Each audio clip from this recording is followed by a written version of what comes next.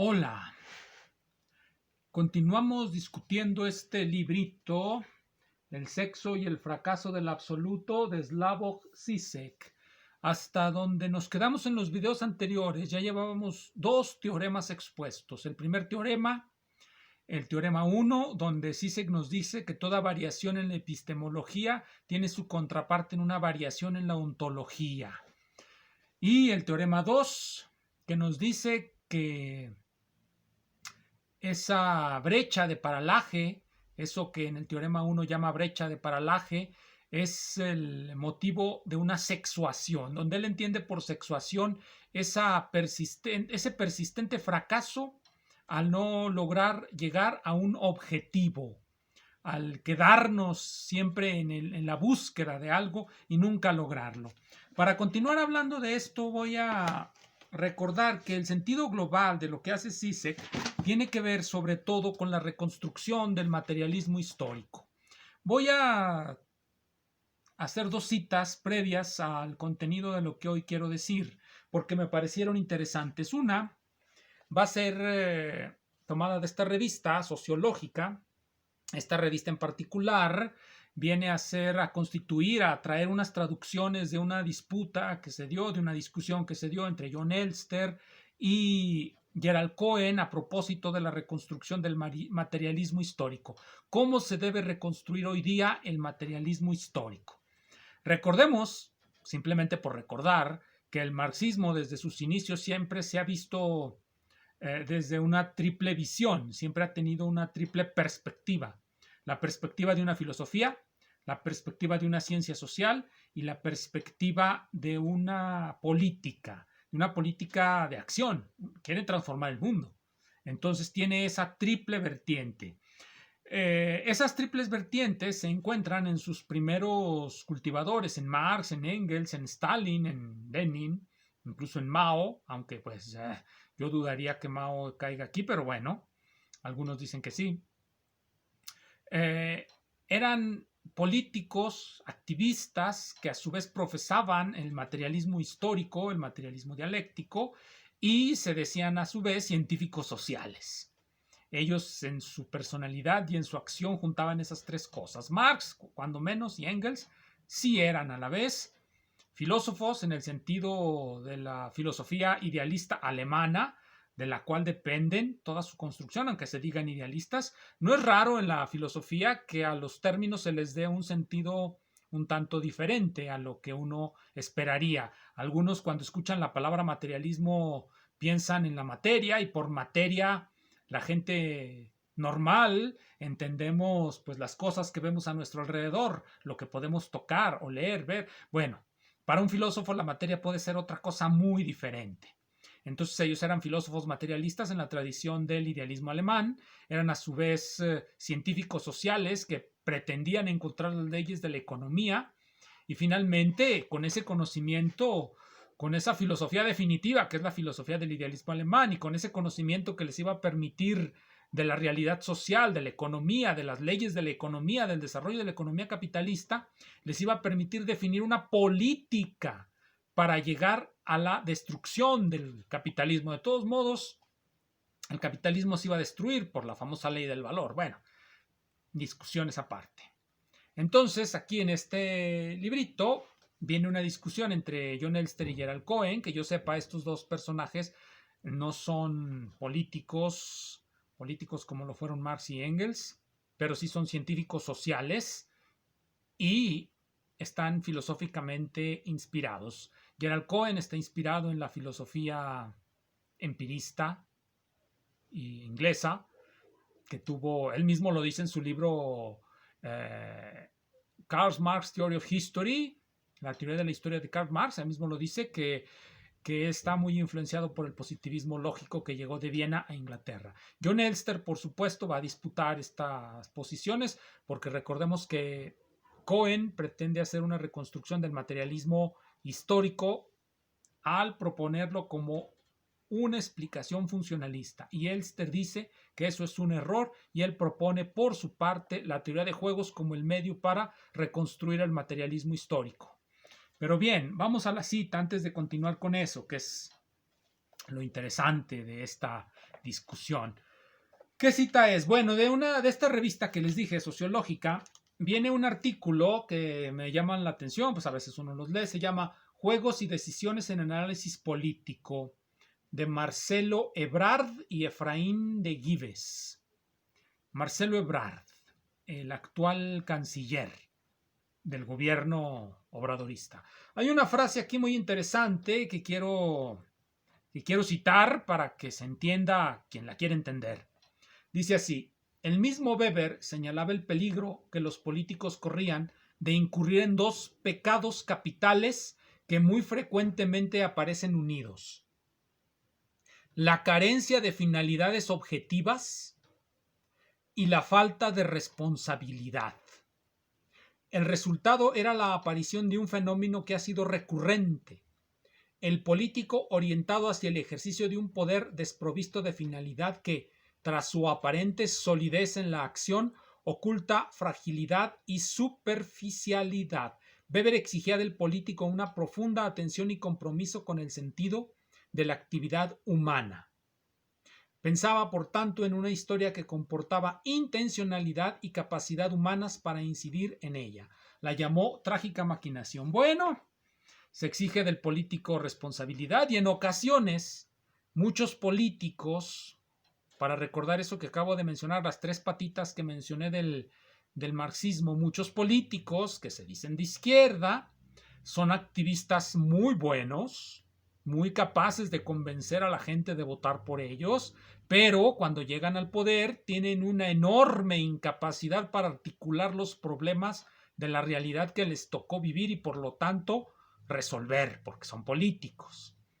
Son una bola de irresponsables.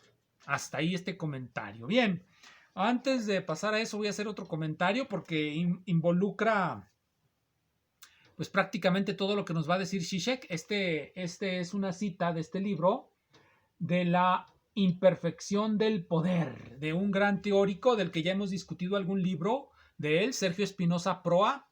Esta es la Comisión Estatal para el Acceso a la Información Pública. Entiendo yo que esas comisiones ya están en jaque y quizá vayan a desaparecer, pero bueno, aquí está, Comisión Estatal para el Acceso a la Información Pública. La cita que quiero traer a colación es la siguiente. Luego veremos cuál es la relación con lo que estamos diciendo de Zizek. Tiene mucha relación con lo que decimos de Zizek, con lo que Zizek dice. Dice así Espinosa Proa: metafísico sería, en contraste, un principio como este. Mi doctrina dice: el deber es vivir de tal modo que tú tengas que desear vivir de nuevo. En cualquier caso, tú lo harás. Es una cita de Nietzsche. Es un resumen de su doctrina del eterno retorno. Veamos qué nos dice Spinoza al respecto. Moderno o arcaico. Ni uno ni otro. Trágico. Como ya dije, a estos señores les gusta mucho ese género, el género literario de lo trágico, que aparece en Aristóteles, en las tragedias. Aristóteles en la poética definió la teoría de los géneros literarios, o más bien fundó la teoría de los géneros literarios y nos discutió dos géneros fundamentales. Digo discutió dos, aunque introdujo tres realmente. El tercero está perdido, el libro tercero de la comedia. Los dos que discutió, que llegaron hasta nosotros, son, entiendo yo, la tragedia y la epopeya. Quizás si hubiera quedado el libro de Aristóteles, podríamos leer y decir que en lugar de trágico, sería mejor cómico, aunque trágico tiene para nosotros resonancias de otro tipo que cómico. Cómico nos imaginamos un payaso, nos imaginamos algo que nos hace reír, nos imaginamos algo grotesco, algo que precisamente por su calidad de grotesco nos produce una erupción en nuestro sentido del humor, nos hace reír. Y supongo que estos señores no quieren lo trágico, pero yo más bien pienso que a veces ellos quieren ser epopélicos, pero no les da para tanto. Bueno, son trágicos, ni uno ni otro, dice él. Trágico, la doctrina del eterno retorno de Nietzsche es trágica. ¿Y por qué no cómica? Un principio trágico, pregunta. Se diría que esta formulación conduce a su inversión lógica y ontológica, no a una filosofía trágica, sino a la tragedia de la filosofía. ¿Qué es lo que nos dice Zizek que debemos aceptar? Debemos aceptar la incapacidad de llegar a nuestros objetivos, lo que él llama la sexuación, lo trágico, pero yo le voy a decir lo cómico, porque es muy cómico lo que dice, aceptar que nuestro objetivo no existe, o si existe, quitarlo, para mantenernos en ese intento de lograrlo y fracasar una y otra vez y darnos cuenta que el fracaso es precisamente lo que nos provoca la satisfacción. Eso es lo que nos dice Zizek, inspirado en Lacan. Ese es su segundo teorema, para generar un materialismo sin materia capaz de reconstruir la política presente de la izquierda. Que esa política debe ser aceptar que es trágica, que ha perdido todo rumbo, ya no tiene objetivo. Por eso cité a Ebrard hace un momento, citando a Weber. Una política sin objetivo, sin rumbo y por supuesto completamente irresponsable, por utilizar las categorías weberianas. Pero bueno, continuamos con estos señores cómicos. Un principio tragicómico en el sentido del libro perdido de Aristóteles. Un principio trágico. Se diría que esta formulación conduce a su inversión lógica y ontológica, no a una filosofía trágica, sino a la comedia de la filosofía. ¿Qué es lo que vivimos hoy? La comedia de la filosofía. Los filósofos se han vuelto, aunque no lo notemos, una suerte de payasos que pregonan su inutilidad, que pregonan principios que solamente ellos entienden. Esa es la filosofía del posmodernismo y de todas esas filosofías que, bueno, aunque muchas veces se ocultan bajo la seriedad de los germanismos, es preferible que se ocultaran bajo los latinismos, pero ya se ocultan bajo germanismos, que se ocultan bajo germanismos para que no nos demos cuenta de su profunda irresponsabilidad, de la comicidad de sus planteamientos. Bueno, sigamos. Sino a la tragedia de la filosofía y o de la política. Ciertamente vivimos la tragedia de la política, o más bien la comedia de la política. Aun si no en un sentido coloquial. Estamos ante una metafísica subvertida, pero metafísica al fin. Es decir, no te sujetes a nada que te salga o confíes que te saldrá al paso. Permanece deseando, no te conformes, no supongas jamás que la felicidad que experimentas, ahora, o aquella por la que crees estar luchando ahora mismo, es la felicidad. Esa suposición o esa creencia matan al deseo. Realizarte, en el sentido en que los modernos lo han forjado, equivale a castrarte, a mutilarte, a confiscar tu fuerza, con suerte a apaciguarte. Es decir, conseguir los objetivos que nos hemos trazado, hacer una planeación. Digamos, yo planeo un programa nacional de vacunación y tengo por objetivo vacunar 140,000 personas diarias para poder completar en 6 meses, digámoslo así, 50 millones para detener una pandemia. No te plantees eso. Eso mata el deseo, mata la política, mata el deseo de tus votantes por ti. No les des resultados, dales comedia, aunque dirá él tragedia. Esa es la interpretación política de sus teorías metafísicas. Pero bueno, permanece deseando, no te conformes. Zizek le llama a esto sexuación, por cierto. En suma, el principio de Nietzsche susurra, según esta interpretación de Spinoza Proa. No desees nada que no sea desear. No desees nada que tenga el poder de impedirte permanecer deseando. ¿Y eso a qué santos? Uno se puede legítimamente preguntar, muy bien, desear, pero desear no es por necesidad desear algo. ¿Cómo se puede desear por desear? Al parecer, en este bucle, bucles es lo que va a utilizar como imágenes Zizek. De hecho, en su libro, como podemos ver en la portada, trae un bucle muy famoso, el bucle que introdujo el matemático alemán Möbius, la tira de Möbius, y luego en el teorema 3, que es un punto en blanco, una hoja en blanco, nos va a hablar de la tira de Möbius y nos va a hablar de la botella de Klein y nos va a hablar de su concepto de no orientabilidad para el materialismo histórico. El materialismo histórico es lineal, va por una cara, la cara del progreso, pero él nos va a decir que no, que hay que movernos en un bucle para poder mantener la sexuación, porque esa es la solución a los problemas de la izquierda, es decir, la completa irresponsabilidad, la incapacidad de dar resultados y el mantenimiento de, dicen ellos, la tragedia, el aceptar la tragedia, más bien la comedia. La comedia que vemos todos los días. Muy bien, sigamos. Al parecer, en este bucle o reflexibilidad del deseo, Nietzsche se despide de su maestro Schopenhauer, pues a este le ha parecido muy brahmánicamente que el destino y el origen del deseo es el sufrimiento. Ergo, lo mejor para regirse será por el principio de su supresión, de su extinción. El principio trágico reza, muy a su aire, tu dignidad reside en desear lo que es. De ahí el enigmático en cualquier caso. En cualquier caso, tú lo harás. Ni cambiar la vida, ni transformar el mundo. Lo tuyo, hermano, es deseo de real. Tal es tu vida, desear lo que eres, a saber, deseo. Un deseo que no se satisface con nada, porque si algo no quiere el deseo es satisfacción. Esta posición es trágica, justamente al señalar que el deseo solo se quiere a sí mismo y que nada podrá, a fin de cuentas, oponerse a ello. Bien, suficiente de este sabio. Volvemos a la reconstrucción, a tratar de hablar sobre la reconstrucción del materialismo dialéctico e histórico en los términos de el sexo y el fracaso del absoluto. Ya habíamos dicho, y estábamos en eso, en el teorema 2, lo que quiere decir para Zizek la idea de sexuación, el sexo como nuestro encuentro con lo absoluto, es decir, con eso que él llama lo trascendental, al cual le da lo trascendental no es simplemente un conjunto de premisas que se constituyen, bueno, en el páramo trascendental llama él, otros diríamos que son un conjunto de principios teóricos modales que se pueden escribir formalmente y ya. Pero él les da una suerte de realidad, el páramo trascendental, la realidad trascendental, que quién sabe dónde está, pero no está en el mundo, y que nosotros estamos tirados en medio entre lo trascendental y lo real y que nunca podemos cerrar eso.